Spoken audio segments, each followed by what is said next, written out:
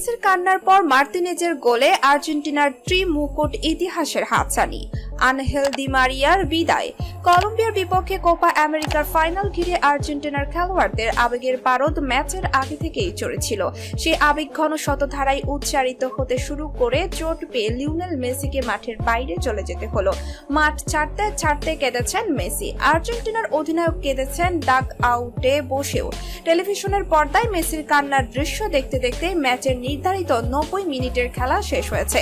গোলশূন্য অবস্থায় ম্যাচ গড়িয়েছে অতিরিক্ত সময়ে। সেখানে বদলি হিসাবে নামা লাউতারো মার্তিনেজের 112 মিনিটের গোলে চরম আবেগের ম্যাচে কলম্বিয়াকে 1-0 ব্যবধানে হারিয়ে কোপা আমেরিকার রেকর্ড 16তম শিরোপা জিতল আর্জেন্টিনা। এর আগে 15টি শিরোপা জিতে উরুগুয়ের সঙ্গে যৌথভাবে কোপা আমেরিকার সর্বোচ্চ শিরোপা জয়ের রেকর্ডে নাম ছিল তাদের। এই জয়ে একটি মুকুটও পেয়ে গেলেন মেসি দি মারিয়ারা। মহাদেশীয় শিরোপা, বিশ্বকাপ, আবার মহাদেশীয় পর 2021 সালে কোপা আমেরিকার পর 2022 সালে কাতার বিশ্বকাপ জেতা আর্জেন্টিনা জিতল 2024 সালের কোপা আমেরিকা।